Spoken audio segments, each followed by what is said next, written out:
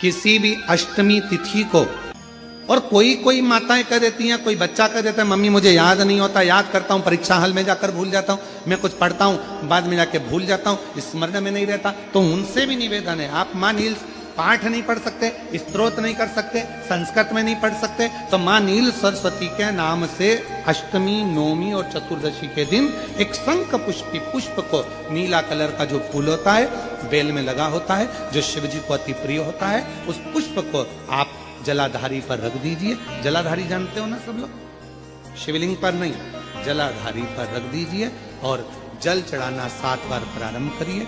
बाबा देव अधिदेव महादेव आपको याददाश्तता में प्रवर करेगा। परीक्षा हॉल में जितना तुम याद कर कर गए हो, अच्छी मेहनत कर कर गए हो, तो भूलोगे नहीं, तुम्हारी बुद्धि तीव्र होती चली जाएगी, प्रबल होती चली। विवाह नहीं हो रहा, हम तो टेंशन में पड़ गए, लड़की 28 साल 30 साल का लड़का हो गया, विवाह नहीं हो रहा, कुछ मत करो। अष्टमी तिथि आए तो अशोक सुंदरी वाली जो जगह है वहां पर हल्दी की 7 बिंदियां लगा दो, लड़का लड़की का हाथ उस बिंदी पर रखवा दो, उसका नाम गोत्र बोलो, उसी हल्दी में उसके हाथ पीले करवा दो और पीपल के पेड़ पर उस हाथ के 5 छापे पड़वा दो। 3 महीने में विवाह पक्का हो जाता है महाराज। किसी भी अष्टमी तिथि को 12 महीने में शुक्ल पक्ष कृष्ण पक्ष की अष्टमी तिथि पड़ती है।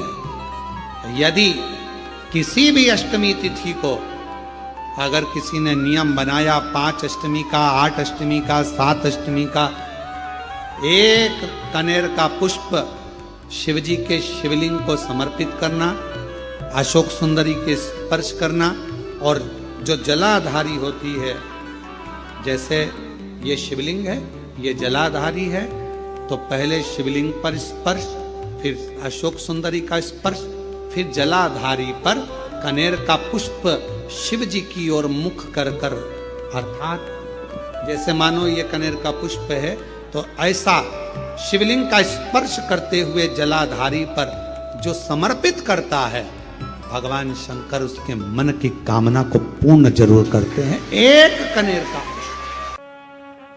नारी का जो रजस्वला धर्म होता है, रजो धर्म होता है,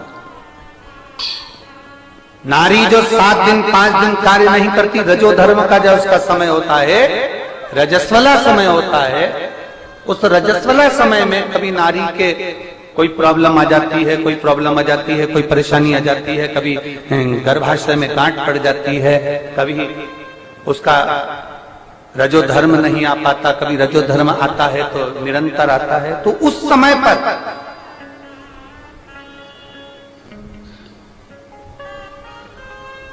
एक गूलर का फूल, एक घंटी वाला जो देवी जी को फूल चढ़ता है, जायसोन का बोलते हो, गूलर का बोलते हो, जिसका भी आप फूल बोलते हो, पुष्प लाल कलर का होता है, उसमें एक घंटी जैसा होता है, उसमें छोटे छोटे दाने से निकले हुए, केवल एक पुष्प मां भवानी को, जिस स्थान पर भगवान शंकर का शिवलिंग रखा हुआ है, ये जलाधारी जो है माता पार्वती जी का हस्त कमल है, किसी भी स्थान पर बैठकर एक पुष्प समर्पित कर कर मृत्यु मंजरी चक्र का स्मरण कर कर अगर नारी उस पुष्प को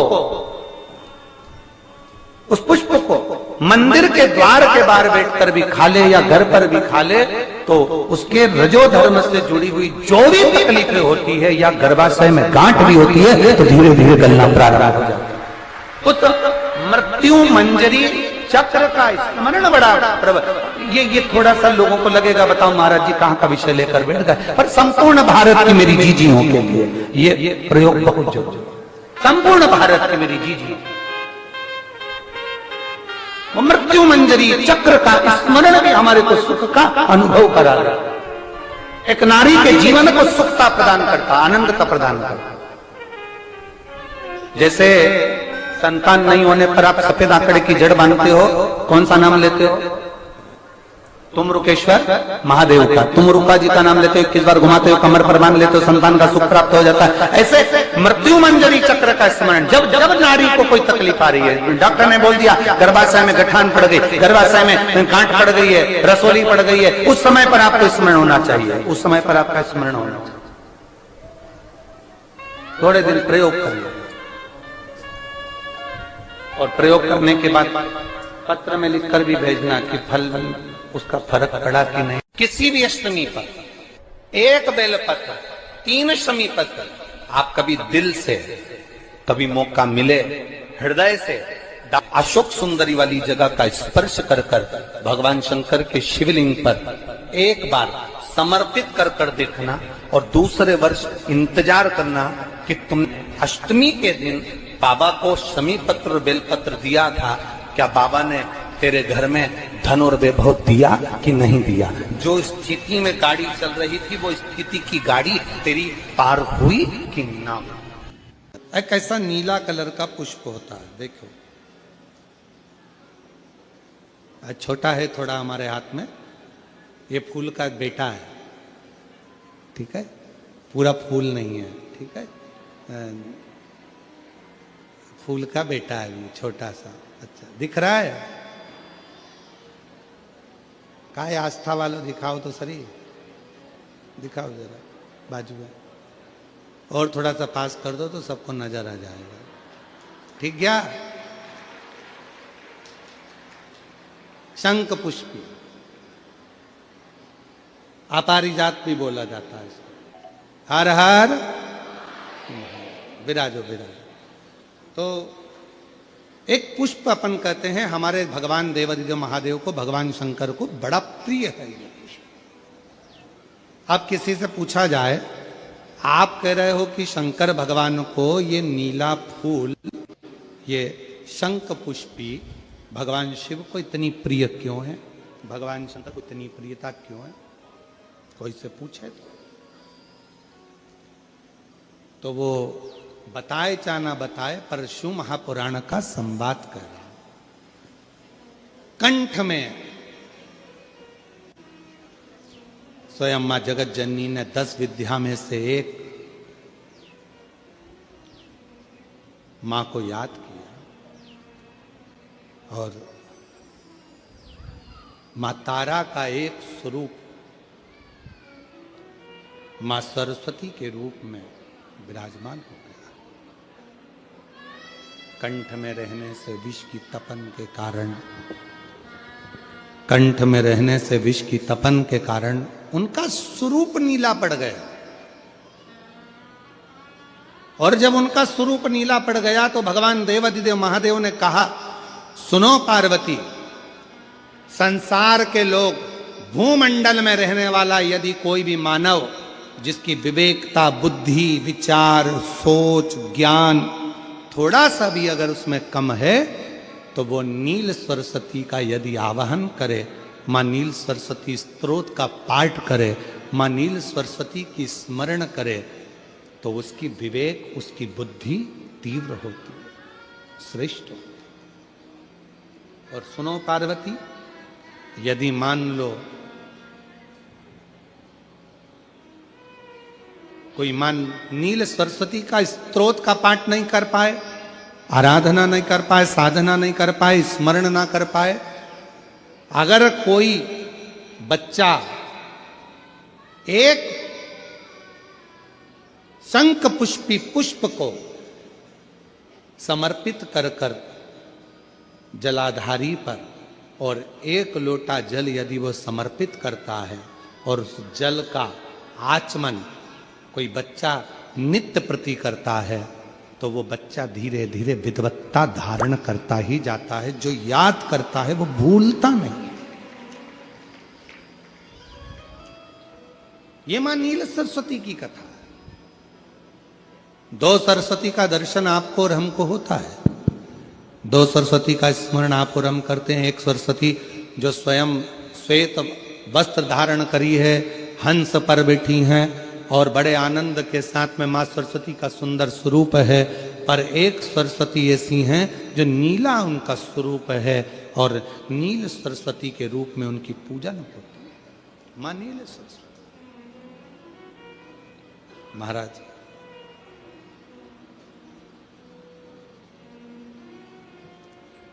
जैसे कोई कोई बच्चे ऐसे होते हैं कि जन्म लेने के बाद में उनकी राल टपकती रहती है, विद्वान नहीं हो पाते, पलंग पर पड़े रहते हैं, पांव हाथ काम नहीं करते हैं, और डॉक्टरों का इलाज चलता रहता है पर वो रिटर्न नहीं आ रहा है। ये इनको बढ़ाओ ना। बच्चों की मुख से राल टपकती रहती है, विद्वत्ता नहीं रहती, माइंड थोड़ा सा कमजोर होता है और शरीर भी उनका थोड़ा शिथिल रहता है शरीर। तो कई लोग कह देते हैं कि ये बच्चा थोड़ा जल्दी जन्म ले लिया इसलिए ऐसा हो गया, प्रीमेच्योर हो गया, ऐसा हो गया, वैसा हो गया। दवाइयाँ भी चलती हैं, इलाज भी चलता है, पर उसका कोई लाभ नहीं मिल पाता और वो बच्चा पलंग पर पड़ा रहता है, राल टपकती रहती है, बुद्धि काम नहीं करती। छोटे छोटे भले वो 20 साल का हो गया पर 8-10 साल के बच्चों जैसी उसमें विवेकता होती है, बुद्धि होती है। मेरा निवेदन है उन माताओं से, थोड़ी मेहनत आपको करना पड़ेगी उस बच्चे के लिए। अष्टमी, नवमी और चतुर्दशी 3 तिथियां पकड़ कर रखना। कौन कौन सी? जम के बोलो। अष्टमी, नवमी, चतुर्दशी। ये 3 तिथियां ऐसी हैं, चतुर्दशी अमावस्या की भी और चतुर्दशी पूर्णिमा की।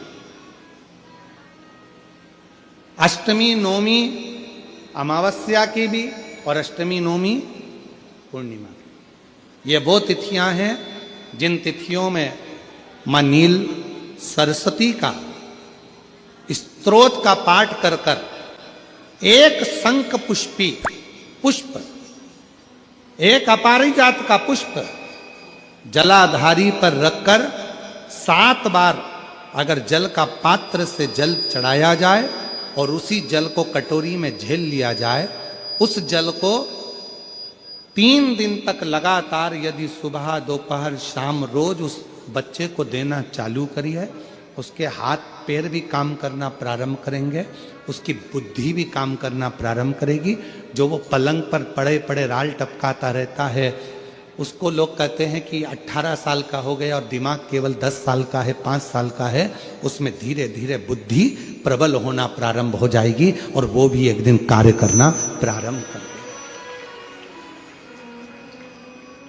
जिसको प्रीमेच्योर बच्चे भी कहते हैं। लोग कहते हैं ये बच्चा जल्दी हो गया था, ये बच्चा बीमार पड़ गया था, बचपन में इसको कोई इंजेक्शन ऐसा लग गया था, बचपन में ऐसा हो गया था, बचपन में वैसा हो गया था, गर्भाशय का जल उसके मुख में चले गया था, तो ये बच्चे की ऐसी गति हो रही है।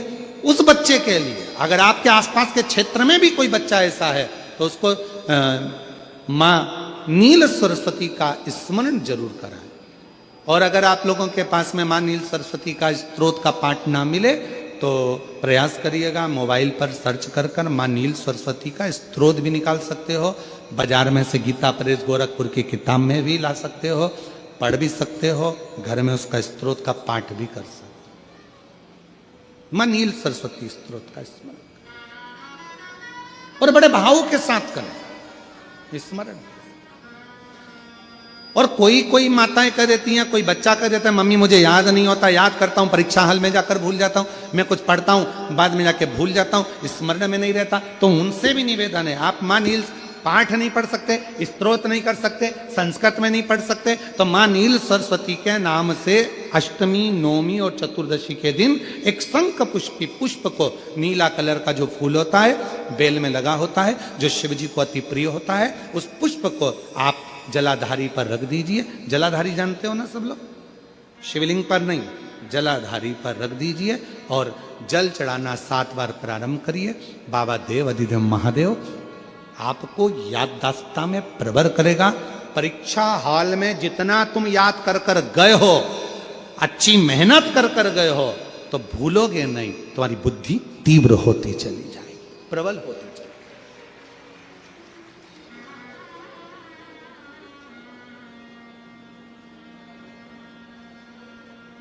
आजकल आयुर्वेद में आप लोग अगर आयुर्वेदिक दवाइयाँ लेते होंगे, आयुर्वेद वालों के पास यदि जाते होंगे, तो वो भी अगर बच्चा पढ़ने में कमज़ोर है, बुद्धि से कमज़ोर है, तो उसको शंख पुष्पी की चाय पीने का भी कहते हैं। बाजार में आती होगी शायद, है? भैया कह रहे हैं कि बाजार में वो चाय भी मिलती है, नीली चाय। महाराज याददाश्त के लिए, उसको परवर करने के लिए लोग शिव कथा कर रहे हैं। कौन सी सरस्वती? जम के बोलो, जम के जरा, पूरा तो नाम बोलो। मां नील सरस्वती। तुमने डायरेक्ट कह दिया नील सरस्वती। मां कौन लगाएगा? मां है ना अपनी, तो उसका संबोधन पूरा होना चाहिए। कौन सी सरस्वती? मां नील सरस्वती का स्मरण सुख देगा, आनंद देगा, स्मरण सुख देगा। और हम तो यहां तक कहेंगे अपने अपने घर में अगर हो सके तो ये शंख पुष्पी का एक पौधा लगा लो। ऐसा होता है वो पौधा बढ़ते जाता है, ऐसा नहीं कि सूखता है, और बढ़ता है।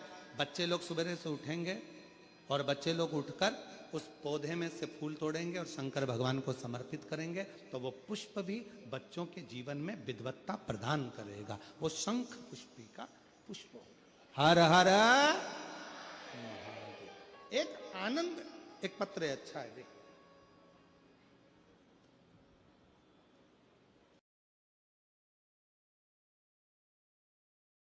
हम जिंदगी में किसी गलत व्यसन को धारण नहीं करेंगे।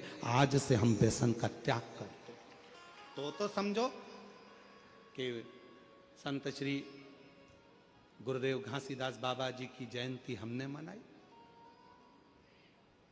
गलत विचारों को छोड़िए, गलत सोच को छोड़िए। मां जगत जननी पार्वती जी कंठ में बैठ गई, विष को नीचे नहीं उतरने दिया। विष नीचे ना है।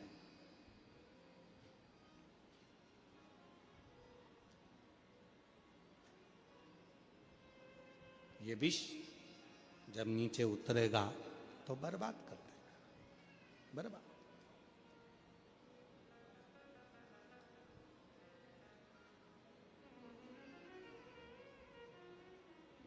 अपने भीतर शिव तत्व को उतारने का प्रयास करो, अपने भीतर।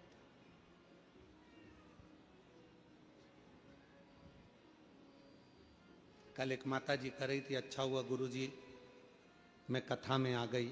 हमने पूछा क्यों माँ, क्या हो गया? कहा अच्छा हुआ गुरुजी, अब तुम्हारी कथा अगली तो 6 महीने बाद आएगी। जून का महीना में, जुलाई का महीना में, सावन महीना में। कम से कम उस बीच में छत्तीसगढ़ की इस पवित्र कथा में, नकपुरा में 5 दिन की कथा सुनकर मेरे जीवन को तो सार्थक कर लिया। शिव तत्व को धारण करें, भगवान शंकर की अविरल भक्ति को धारण करें।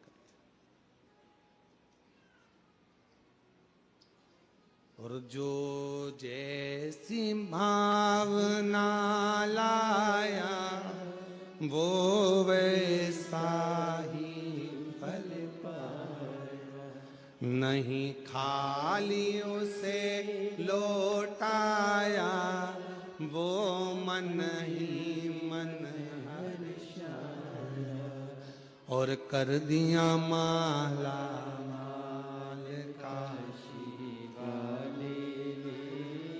लुटा दिया भंडार काशी वाले। ये शिव उपासना का एक फल है। आपका विश्वास, आपका भरोसा, आपकी दृढ़ता, भरोसा।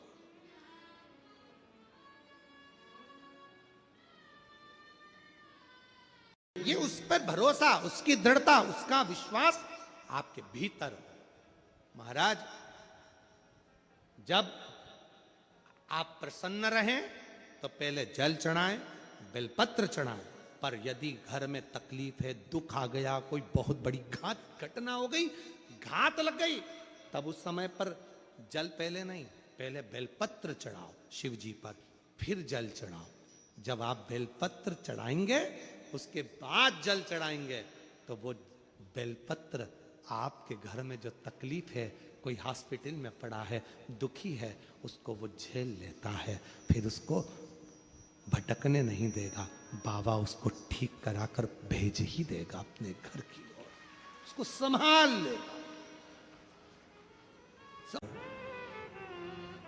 दो माता ऐसी है, दो जगत जननी ऐसी है कि दुनिया का कोई भी व्यक्ति कितना भी टोना कर दे, चाहे दुनिया का कोई भी व्यक्ति कितनी भी विद्या कर दे, चाहे दुनिया का कोई भी तांत्रिक कोई विद्या करने वाला तुम्हारे ऊपर कितनी भी विद्या कर दे, दो देवी ऐसी है जो उस टोना को, उस विद्या को पलट देती है। और यह हम नहीं कह रहे हैं, देवी भागवत कह रही है। देवी भागवत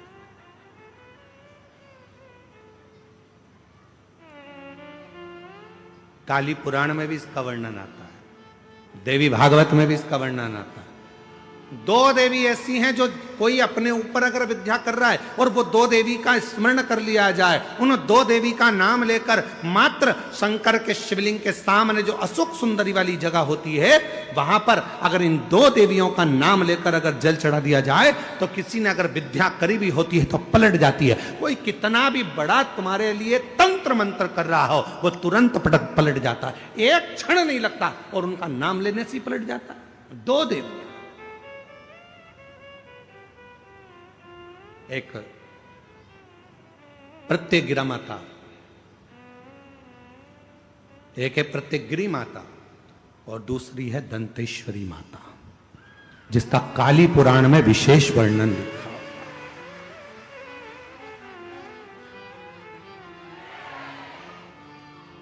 जिसका देवी भागवत में वर्णन आता है। और महाराज प्रत्यगिरी माता का वर्णन स्वयं यहां तक, प्रत्यगिरा माता का वर्णन यहां तक अथर्व वेद में भी प्रत्यगिरी माता का वर्णन और दंतेश्वरी माता का स्मरण यहां तक अथर्व वेद में भी वर्णित किया गया प्रत्यगिरी माता का। काली पुराण में तो है, देवी भागवत में भी है, भागवत में भी है। ये जो दो देवियां हैं, एक प्रत्यगिरी माता और दूसरी, जम के बोलो, दंतेश्वरी माता। ये दो माता ऐसी हैं, अगर भगवान शंकर का ये शिवलिंग है, ये जलाधारी है, माता पार्वती जी का हस्तकमल, और यहां सामने एक मोटी सी लाइन होती है अशोक सुंदरी का स्थान, इधर गणेश जी, इधर कार्तिकेय जी।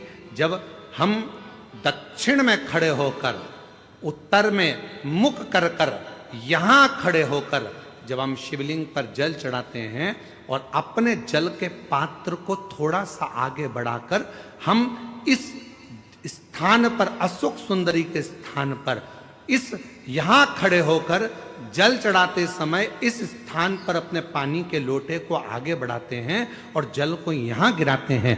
प्रत्यगिरी माता का नाम लेकर या मां दंतेश्वरी का नाम लेकर जब हम चढ़ाते हैं, आज दिन भर में अगर कोई ने भी हमारे ऊपर विद्या करी होती है, वो 2 मिनट के अंदर वो कटकर गिर जाती है और कोई असर नहीं पाता। दो मां, एक मां दंतेश्वरी, एक प्रत्यगिरी। आज संपूर्ण जगत जाने ना जाने पर काली पुराण वर्णन करती है, देवी भागवत वर्णन करती है, अथर्व वेद वर्णन करता है कि एक प्रत्यगिरा माता और एक मां दंतेश्वरी, ये दो देवियां ऐसी हैं, अगर कोई कितनी भी काली विद्या कर दे, कोई कहीं की भी विद्या कर दे, इन देवी का नाम लेकर केवल दक्षिण में खड़े हो और शिवलिंग पर जल चढ़ाते समय उत्तर की ओर मुख कर कर, जहां अशोक सुंदरी का स्थान होता है, यहां से जल चढ़ाते चढ़ाते धार को जो पानी की आगे ले जाता है, प्रत्यगिरा माता या दंतेश्वरी माता का स्मरण कर कर फिर जल शिव पर चढ़ाता है, फिर प्रत्यगिरी का नाम लेकर, दंतेश्वरी का नाम लेकर फिर जल चढ़ाता है।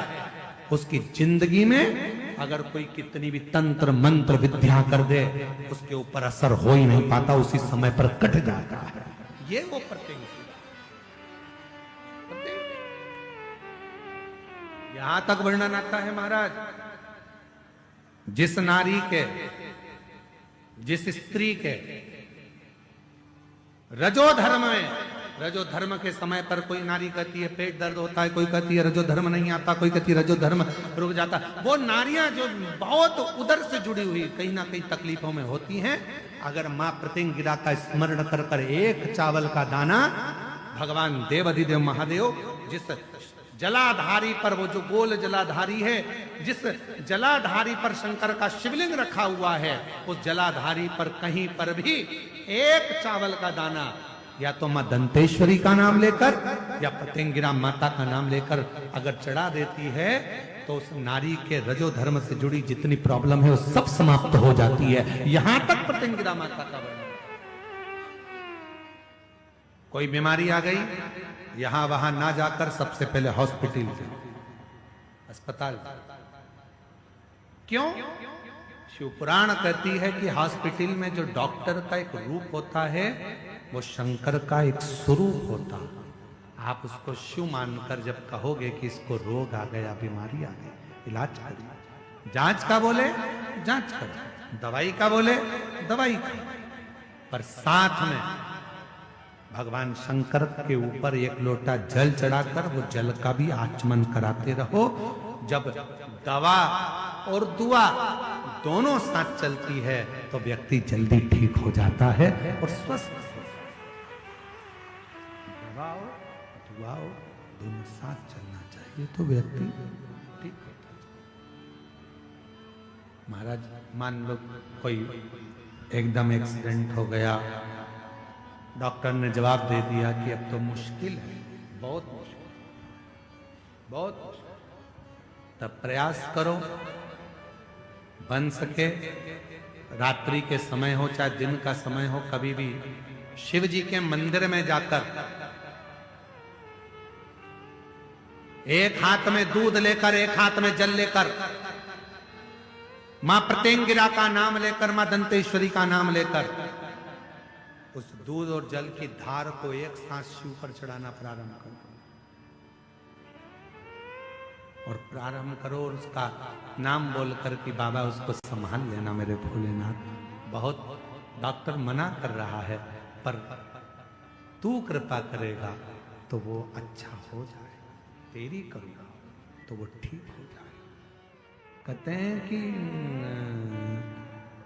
आप जब भगवान शंकर को एक लोटा जल चढ़ाने के लिए जाते हैं, भगवान शिव को जब आप एक लोटा जल चढ़ाने के लिए जाते हो, तो शिव पुराण की कथा कहती है जब लौट कर आते हो जल चढ़ाकर, तो शिव महापुराण की कथा कहती है कि आपका पात्र भले वहां जल चढ़ाकर खाली हो गया हो, पर जब आप लौट कर आते हो तब आपका पात्र खाली नहीं रहता, उसमें शिव की आज्ञा से लक्ष्मी प्रवेश कर कर तुम्हारे घर के अंदर प्रवेश कर जाती है। लक्ष्मी प्रवेश कर, एक मां दंतेश्वरी, एक प्रतिंगिरा।